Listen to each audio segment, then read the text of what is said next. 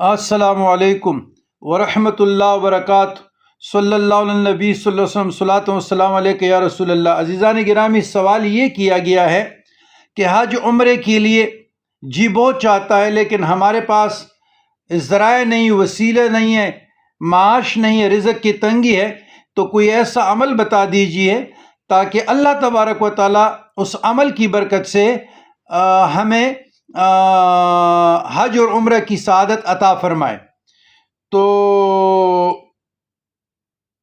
Dear brothers and sister and dear sons، سورہ فتح کی لقد صدق اللہ رسولہ الرؤیا، یہ والی آیات، سورہ فتح کی یہ والی آیات ڈسکرپشن میں بھی آ جائے گا اور وہ اسکرین میں بھی آ جائے گا۔ یہ آیات کثرت سے پڑھیں، انشاءاللہ اس کی برکت سے